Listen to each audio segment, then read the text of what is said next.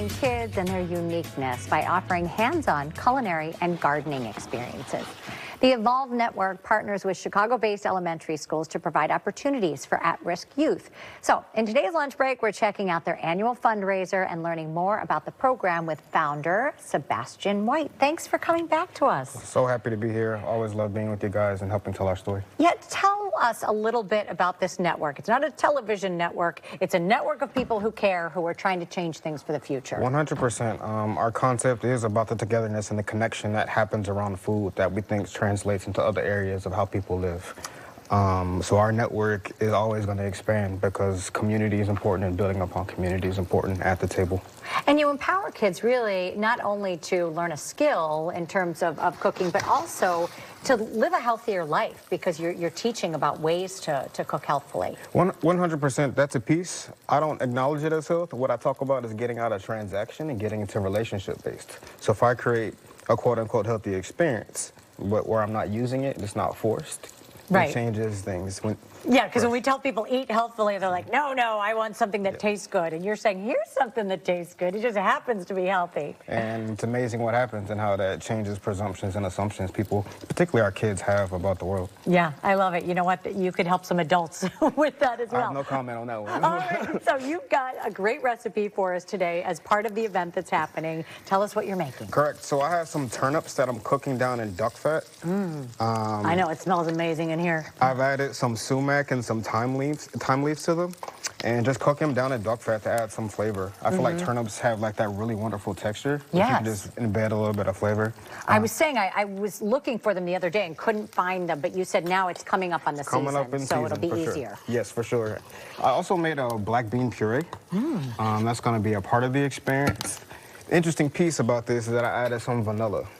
So I've been spending. I can smell the vanilla. I've been spending some time with Sean Sherman's folks at Awamni, and using vanilla with beans is something that is often done.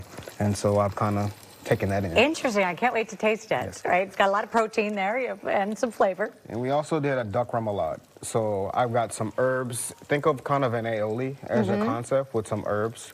The fat that I used was obviously duck fat. Right. So like reinforcing that flavor. In a really beautiful way, and highlighting the herbs and letting them accentuate what duck fat can be. But you thread that duck flavor all throughout the meal. Yes. 100%. Right. So we're gonna put this actually on a wonton wrapper. Okay. Wonton. And you fried the wontons yourself, right? All you have to do is deep fry them to control their, they kind of fold if right, you're not I was gonna say, how do you keep them from curling? Honestly, you just press them down with a spoon. Eventually they'll flatten and they'll maintain that shape. Okay. So pretty simple. So the first thing we're going to do is take some of our turnips and lay them down on our wonton. Just like that. The next thing we're going to add is some of our puree. That smells so neat. It's so interesting, and it's more subtle than anything else, but that subtlety, I think, matters in terms of what you're tasting. So we'll just drop in down some of that puree. Then I got some of our remoulade. And some pea shoots. I love pea shoots. Add some freshness to all of that fat. Plus, they look pretty. Yes. The little microgreens 100%. on there. You know, I think you it's eat great. first with your eyes. Yes. Eyes and your nose. So that's for sure a part of the process. And then in the final dish there, you also have an edible flower on there, which I think really makes it. Yes. Some of those viola and pansies.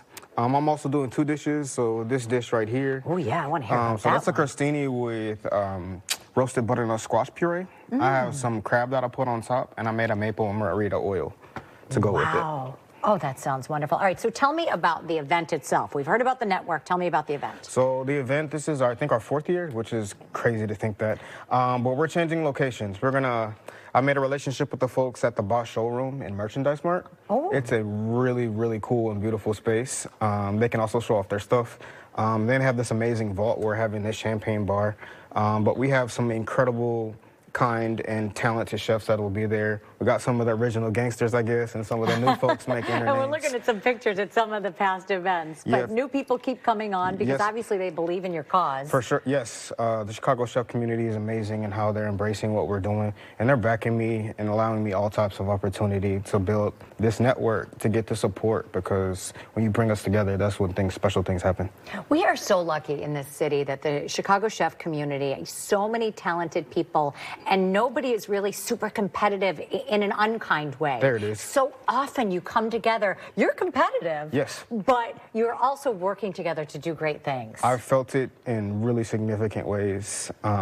Lula Cafe, for the 25th anniversary, they had like 5 nights where they had 5 chefs come in and do food. And I said it because we were one of the organizations that received funding from it. Yeah. It's amazing to me that in celebrating them, they're highlighting the talent of other chefs across the city. It's this really thoughtful, beautiful thing. It is beautiful, yeah. So thank you so much, and thanks for all you're doing. It really does make a difference, and this is just great. And you can buy tickets. You can check out the Evolved Network's Eat and Evolve event. It's November 3rd at the Merchandise Mart, this really cool space.